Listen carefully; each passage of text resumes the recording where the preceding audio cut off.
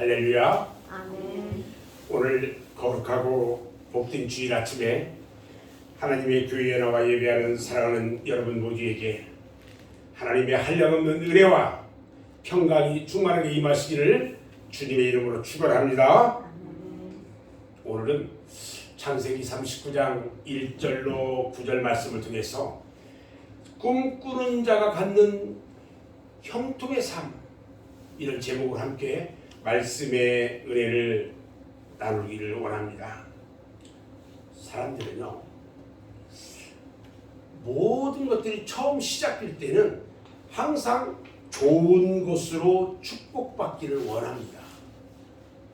그리고 많은 사람들이 축복의 삶의 꿈을 꾸게 돼요. 축복된 꿈을 꾸는 것은요, 여러분, 선택이 아닙니다. 필수입니다. 어떤 특별한 사람만이 꿈을 꾸고요, 보통 사람은 꿈을 꾸지 않는 그런 것이 아니에요. 꿈은요, 모든 사람이 반드시 꿔야 하는 거예요. 특히 예수 믿는 사람은요, 하나님께서 그를 통해서 이루고자 하는 꿈을 꿔야 하는 것입니다.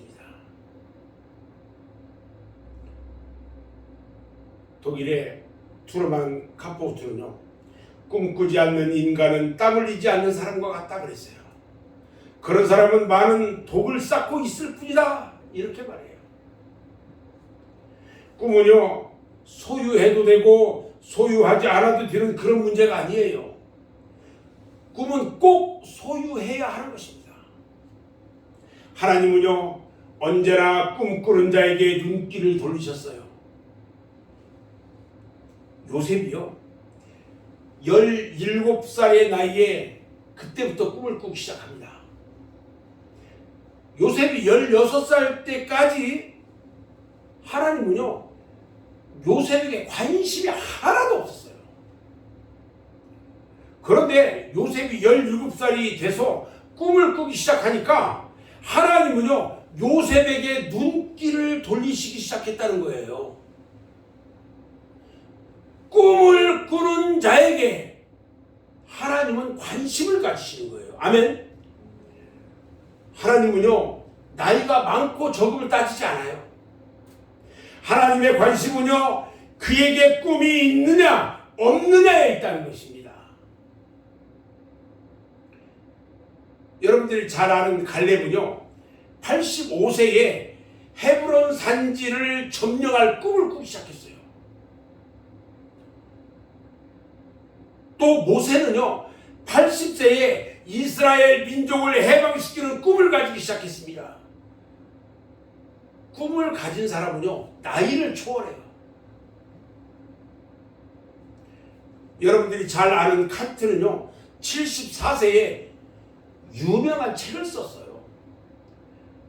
베르디는 85세에 아베 마리아를 작곡했습니다. 아베 마리아. 85세에 이 곡을 작곡했어요. 여러분들이 잘 아는 괴테는요, 80세에 파우스트를 완성했습니다. 꿈을 꾸는 자들은요, 나이를 초월해서 젊은 청춘처럼 그들의 꿈을 이루어갑니다. 꿈꾸는 자들은 시대와 환경을 초월합니다. 꿈꾸는 자들은요, 실패에 굴하지 않습니다. 실패해도요, 낙심하거나 용기를 잃지 않아요.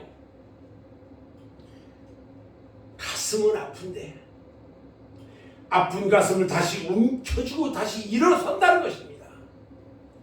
다시 일어나서 그들의 꿈을 이루고야 마는 것입니다. 꿈꾸는 자들은요, 시련이 왔을 때 오히려 그 시련을 즐기고요, 시련 속에서 교훈을 얻고 시련 속에서 형통한 삶을 살아간다는 것입니다. 이것이 꿈꾸는 자들의 모습이에요. 꿈꾸는 사람 요셉은요, 시련 가운데서도 형통한 삶을 살아간 사람입니다. 그에게 시련이 몰려왔어도요, 굴하지 않고 묵묵하게 그의 꿈을 이루어갑니다. 오늘 본문 말씀 2절부터 4절까지 말씀을 보겠습니다. 여호와께서 요셉과 함께 하심으로 그가 형통한 자가 되어 그 주인 애굽 사람의 집에 있으니 그 주인이 여호와께서 그와 함께 하심을 보며 또 여호와께서 그의 범사에 형통케 하심을 보았더라. 이렇게 말하고 있어요. 놀랍습니다. 꿈꾸는 사람 요셉은요, 시련 가운데서도 형통의 길을 걸어갑니다. 형들에게 미움을 받은 그 요셉을 형들이 노예 상들에게 팔아버렸어요. 요셉은요, 노예로 애굽에 팔려왔어요. 지금 누구에게 팔려왔느냐? 바로 왕의 시위대장인 보디발의 집에 종으로, 노예로 팔려갑니다. 그러나 요셉의 삶에는요, 구겨짐이 없었어요. 오히려 항상 형통했다는 거예요. 그러다 보니까 모든 길들이 평탄했고요, 꿈을 이루어가는데 희망이 막힘이 없었어요. 여러분, 어렵다고 힘들다고 인상 찌푸리면서 그러지 말라는 거예요. 그것을 즐기라는 거예요. 즐겨야 된다. 형통이라는 것은요, 하나님이 주신 재능과 은사를 개발해서 과업을 성취하는 겁니다. 하나님이 주신 꿈을 성취해 나가는 것입니다. 어떤 환경에서도 그의 꿈을 잃지 않고 묵묵하게 그 꿈을 성취해 나가는 것입니다. 요셉이 그런 삶을 살았어요. 비록 노예로 팔려왔지만 그는 꿈을 이루어 나갔습니다. 노예 생활이 꿈을 이루는데 방해가 되지 않았어요. 꿈이 있었기 때문에 노예의 삶에 절망하지를 않았어요. 환경이 어려워지면 어려워질수록 더욱더 꿈에 대한 거룩한 부담이 있었어요. 나는 그 꿈을 필코 달성하고 반드시 이루고야 말겠다는 신념과 열정으로 요셉은 살아왔던 겁니다. 그래서 요셉에게는 노예 생활도 보람이 있고 기쁨이 있었다는 겁니다. 하나님께서는요, 우리들이 형통한 삶을 살기를 원하십니다. 우리들이요, 세상에 살면서 이리저리 흔들리면서 사는 그런 삶이 아니라 꿈을 가지고 어떤 환경이나 조건 속에서도 그 꿈을 이루기를 우리 하나님은 원하고 계시다는 것입니다. 아멘. 그러기 위해서 하나님은 오늘 우리들에게 요셉을 통해서 시련 가운데 형통하게 살아가는 비결을 우리에게 말씀해 주시는 것입니다. 하나님께서 말씀하시는 형통의 비결이 무엇일까요? 어떤 어려움 가운데서도 꿈을 꾸는 첫 번째 형통의 비결은요, 하나님과 함께 하라는 것입니다. 하나님과 함께 하는 것은요, 하나님을 의지하는 것입니다. 요셉은요, 언제나 하나님과 동행했습니다. 오늘 본문 2절 말씀을 보니까요, 하나님께서, 여호와께서 요셉과 함께 하심으로 이렇게 말씀합니다. 그리고 3절에도 보니까요, 그 주인이 여호와께서 요셉과 함께 하심을 보았다고 말합니다. 여호와께서 요셉과 함께 했대요. 요셉은요, 하나님과 동행하는 삶을 살았습니다. 하나님은요, 요셉과 함께 하시고 요셉은 하나님과 함께 했습니다. 꿈꾸는 사람 요셉이요, 형통한 삶을 살 수 있었던 비결은 언제든지 하나님을 의지하고 작정한 삶을 살고 있었기 때문입니다. 요셉은요, 혈육을 의지하거나 어떤 사람을 의지하지 않았습니다. 물론 그 사람을 섬겼고 사람들을 사랑했습니다. 모든 사람들과 좋은 관계를 가졌어요.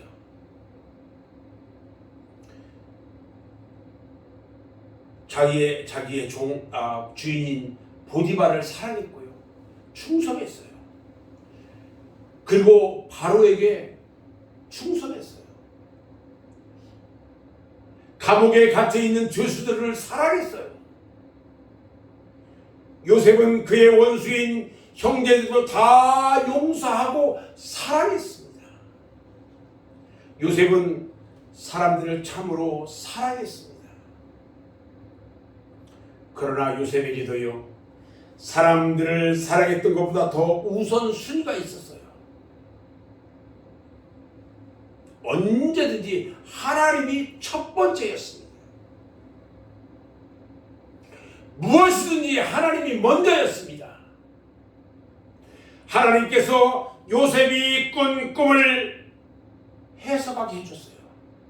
항상 하나님이 먼저이다 보니까 요셉이 꿈을 꿨는데요, 그 꿈을 우리 하나님이 해석하게 해줬어요. 심지어요, 형제들이 요셉을 해치려고 했는데 그것도 하나님이 축복으로 바꿔가지고 애굽 땅에서 총리로 세우셨다는 것입니다. 축복입니다. 요셉은요, 하나님 한 분뿐이셨습니다. 형제들에게요, 해함을 당할 때에도, 종으로 살아갈 때에도요, 감옥에 있을 때에도요, 혈육이나 사람을 믿지 않았어요. 오직 살아계신 하나님만을 믿었던 것입니다. 이것이 요셉이 영원히 형통하게 한 신앙의 비결입니다. 형통게 해주는 비결은요, 하나님을 의지하는 것입니다. 그가 하나님을 의지할 때에 하나님은 요셉이 모든 시대와 환경을 초월해서 형통한 삶을 살게 하신 것입니다. 예레미야서 17장 5절로 8절 말씀을 보면요, 이렇게 말합니다. 나 여호와가 이같이 말하노라. 무릇 사람을 믿으며 혈육으로 그 권력을 삼고 마음이 여호와에게 떠난 그 사람은 저주를 받을 것이라. 그는 사막의 떨기나무 같아서 좋은 일에 오는 것을 보지 못하고 광야 건조한 곳 건건한 땅 사람이 거하지 않는 땅에 거하리라. 그러나 무릇 여호와를 의지하며 여호와를 의뢰하는 그 사람은 복을 받을 것이라. 그는 물가에 심기운 나무가 그 뿌리를 강변에 뻗치고 더위가 올지라도 두려워 아니하며 그 잎이 청청하며 가무는 해에도 걱정 없이 결실이 그치지 아니할 것이니라. 할렐루야. 이렇게 말씀합니다. 하나님을 의지할 때 복을 받는다는 것입니다. 물가에 심은 나무처럼 뿌리가 강변에 뻗으려 그 잎이 청청하며 아무리 가물어도요 결실이 그치지 않는다고 말합니다. 이것이 형통의 비결인 거예요. 꿈꾸는 사람에게도요, 여러분, 시련은 찾아올 수 있습니다. 요셉은 꿈을 꾸었지만요, 형제들에게 팔려서 노예로 갑니다. 그러나 요셉은 온전히 하나님을 의지했습니다. 사람들을 찾아가지 않았어요. 하나님을 떠난 사람들과 인맥을 형성하지 않았다는 것입니다. 그는 다만 하나님만을 의지했어요. 오직 하나님만을 의지했어요. 그랬더니 하나님이 그를 형통케 하셔서 그의 꿈을 이루어 주셨습니다. 창세기 41장 43절 말씀을 보니까 자기에게 있는 버금 수레에 그를 태우매 무리가 그 앞에서 소리 지르기를 엎으리라 하더라. 바로가 그로 애굽 전국을 총리하게 하셨더라. 여러분, 우리 하나님은요, 최고로 높은 자리에 있게 하시는 겁니다. 형통한 자에게 주시는 축복이에요. 저는 때로 제가 참 복이 있는 사람이다 이런 생각을 합니다. 많은 사람들이요 저를 참으로 많이 아껴주고 사랑합니다. 그리고 하나님이 저의 길을 늘 형통하게 인도하기 때문에 저는 복 있는 사람이에요. 사실 저는 그런 형통한 복을 누릴 수 있는 자는 아니에요. 마음도 약하고 생각도 부족하고 약합니다. 하지만 저에게도 꿈이 참으로 많이 있습니다. 현실은 그렇지 못하지만 예수님을 닮아가고 싶은 꿈, 좀 더 좋은 설교와 글을 쓰고 싶은 꿈, 그리고 성도들을 그리스도를 닮도록 성숙시키고 싶은 꿈, 교회에 사랑이 넘치고 아름다운 예수님의 교회로 섬기고 싶은 꿈, 그런 꿈이 저에게도 있어요. 그리고 또 한 가지가 있다면 하나님을 좀 많이 의지하는 것입니다. 무슨 일을 만나더라도 하나님 쪽에서 해석하고 싶고요. 하나님이 기뻐하시는 대로 하고 싶어 합니다. 물론 흠도 많고 죄도 많은 사람이지만 그래도 그 모습으로 나가려고 합니다. 사랑하는 여러분, 형통한 삶을 사시기를 원하십니까? 어려움 중에서도 꿈을 이루시기를 원하시면 주님 은혜의 강가로 나가시기 바랍니다. 아멘. 그리고 주님을 날마다 의지하면서 주님과 함께 하시기 바랍니다. 하나님이요 우리를 형통케 하실 것입니다.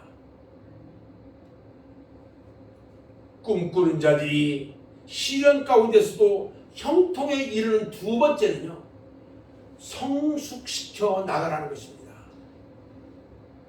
형통한 삶을 위해서는요, 성숙을 향해서 나가는 것입니다. 우리는 요셉의 시련 가운데서도 성숙되어가는 성품을 읽을 수가 있습니다. 꿈의 사람 요셉에게는요, 형들의 모든 잘못을 고자질하는 나쁜 습관이 있었어요. 그러나 그가 노예 생활을 한 이후로요, 그에게 고자질하던 습관이 다 사라졌어요. 노예 생활하는 동안 요셉은 점점 성숙되어 주인 보디발이 요셉을 인정하기 시작했습니다. 그리고 감옥에 들어가서도요, 이것을 간수가 인정했어요. 바로 왕국에 들어가서도요, 바로 왕이 인정했습니다. 인정받는 자가 되었다는 것입니다. 형통한 삶을 사는 자는 인정받는 자입니다. 그래서 요셉은요, 애굽 나라의 국무총리로 세워졌고요, 나라의 모든 것을 요셉에게 맡겼던 것입니다. 형통한 자들의 특징 가운데 하나가요, 시련 가운데서도 성숙해진다는 것입니다. 그들은 시련이 왔을 때 더 발전시키는 기회로 삼습니다. 고통을 고통으로 여기지 않고 고통을 성숙할 기회로 삼습니다. 그들은 어려운 일을 만났을 때에 원망하고 불행하는 것을 찾는 것이 아니라 지혜와 명철을 구했다는 것입니다. 그래서 그들은 형통한 길을 걸어갑니다. 꿈꾸는 자 요셉은요, 시련 가운데에서 다음과 같은 형통에 이르는 행동을 했습니다. 첫 번째로요, 꿈꾸는 사람 요셉은요, 성실했다는 거예요. 요셉은 소박하고 성실한 성품을 가지고 있었습니다. 성실한 사람은 한 번에 한 가지 일을 차근차근 해나갑니다. 그리고 하루하루 성실하게 살아갑니다. 큰 것을 욕심내지 않고 소박한 삶을 살아갑니다. 요셉은요, 비록 꿈은 컸지만 하루하루 최선을 다하는 삶을 살았던 겁니다. 또 두 번째로요, 꿈꾸는 사람 요셉은 실력을 쌓을 줄 알았던 사람이에요. 요셉의 실력 중 하나가 뭐냐? 적응력이에요. 적응을 잘하는 거예요. 요셉은 어떤 환경에서도 적응할 줄 알았어요. 환경에 잘 적응하기 때문에 그는 형통한 삶을 살았어요.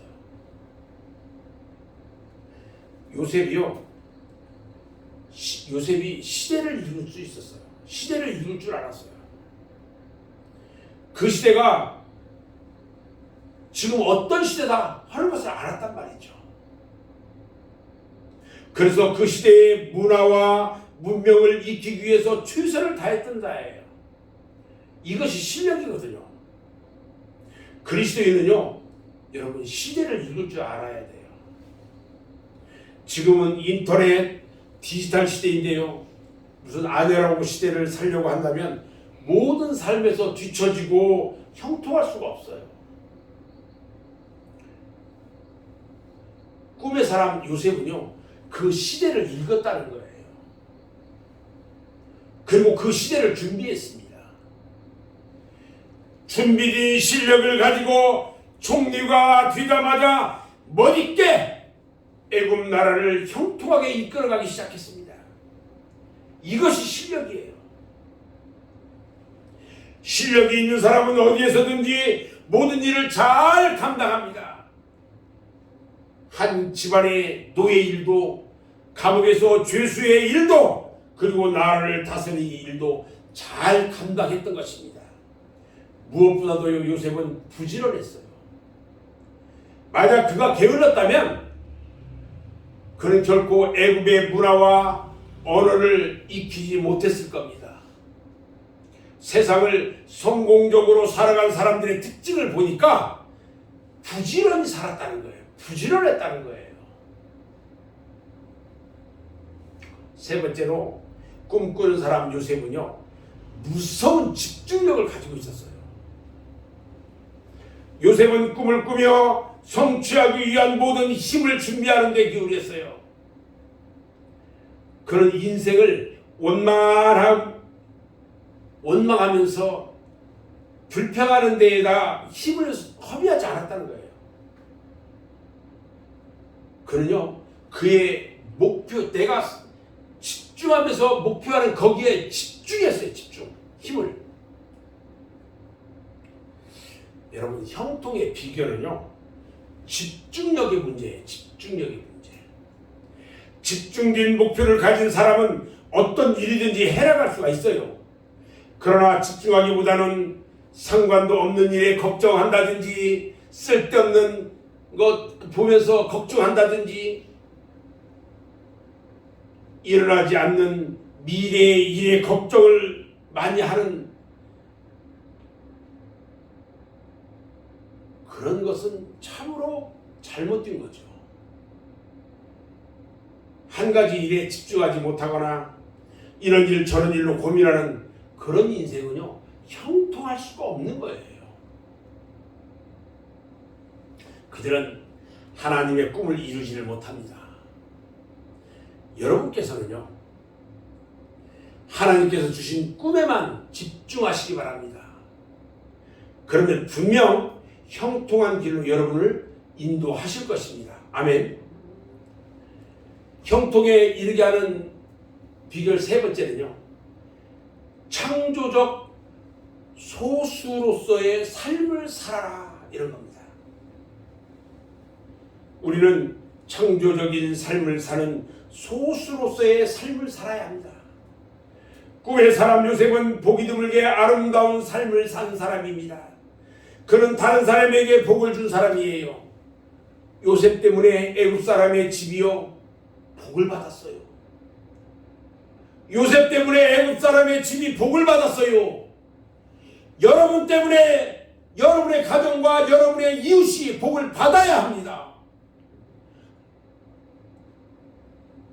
요셉 때문에 보디발의 집과 모든 소유가 복을 받고 모든 모든 재산들이 늘어나기 시작합니다. 요셉 때문에 감옥에 있는 죄수들과 간수가 복을 받습니다. 요셉 때문에 애굽 나라와 모든 세계가 복을 받았어요. 요셉은요, 다른 사람을 복되게 한 사람이에요. 요셉은 혼자 축복받은 것이 아니에요. 요셉으로 인해서 다른 사람이 복을 받았습니다. 이것이 꿈을 꾸는 자들이 형통하게 되는 비결인 것입니다. 여러분으로 인해서 여러분의 주변 모든 것이 복이 되어야 하는 것입니다. 아멘. 저를 보세요. 나로 인해서 우리 가정이 복을 받아야 합니다. 나로 인해서 우리 자녀들이 복을 받아야 합니다. 나로 인해서 내 주변의 이웃이 복을 받아야 합니다. 나로 인해서 이 나라가 복을 받아야 하는 것입니다. 아멘. 오늘 창세기 39장 5절 말씀을 보면요, 그가 요셉에게 자기 집과 그 모든 소유물을 주관하게 할 때부터 여호와께서 요셉을 위하여 그 애굽 사람의 집에 복을 내리심으로 여호와의 복이 그의 집과 밭에 있는 모든 소유에 미친지라, 이렇게 말씀합니다. 요셉으로 인해서 보디발의 집의 모든 소유들이 복을 받기 시작하는 거예요. 형통한 인생은요, 시련 가운데서도 남을 복되게 한다는 것입니다. 그 사람 때문에 다른 사람이 복을 받는 것입니다. 하나님이여 세상을 창조하셔서 모든 생물들에게 복을 주신 것처럼 꿈을 꾸는 사람은 모든 사람을 복되게 하는 것입니다. 성경을 보면요, 복은 내가 아니라 너부터 출발합니다. 복이요, 나부터 출발되는 게 아니고 너부터 출발을 해요. 성경에는 하나님께서요, 아브라함에게 복을 주잖아요. 아브라함으로부터 시작하게 했어요. 너부터. 창세기 12장 2절로 3절 말씀을 보면요, 하나님과 아브라함의 언약의 말씀이 나와요. 거기 보면 뭐라고 하냐면요, 내가 너로 큰 민족을 이루고 너에게 복을 주어서 네 이름이 창대하게 되고 너는 복의 근원이 될지라. 너를 축복하는 자에게 내가 복을 내리리라. 할렐루야. 여러분, 나에서부터 시작되는 것이 아니라 너에서부터 시작된다는 겁니다. 아멘. 잘 하셔야 돼요. 복은요, 내가 아니라 너에서부터 축복되는 거예요. 다시 말하면 하나님의 가르침은요, 남을 복되게 하라는 거예요. 나보다 남을 먼저 복되게 하라는 것입니다. 이것이 꿈꾸는 자들이고 남을 새롭게 창조하는 자들입니다. 꿈을 꾸는 자들은요, 이웃을 행복하게 하고 이웃을 풍성하게 합니다. 제가요, 이 여러 나눔 사역을 하다 보니까 주변에 정말 어려운 사람들이 눈에 자꾸 보여요. 또 만나는 사람마다 전부 다 그런 얘기만 해요. 정말로 많은 사람들을 도와주고 싶거든요. 제가 꿈꾸는 일이에요. 그렇다고 저에게 뭐 있느냐? 없어요. 그냥 하는 거예요. 그냥 무작정 하는 거예요. 꿈을 꾸는 자들은요, 이웃을 행복하게 하고요, 이웃을 풍성하게 합니다. 이웃들에게 생명이 넘치게 한다는 것입니다. 꿈꾸는 자들은요, 남의 복을 창조하는 자들이에요. 남의 복을 창조해요. 여러분, 이런 사람들이 많지가 않아요. 그래서 꿈꾸는 자들을 창조적 소수라고 말하는 것입니다. 테레사 수녀가 이런 말을 했어요. 세상에는 참으로 많은 고통이 있습니다.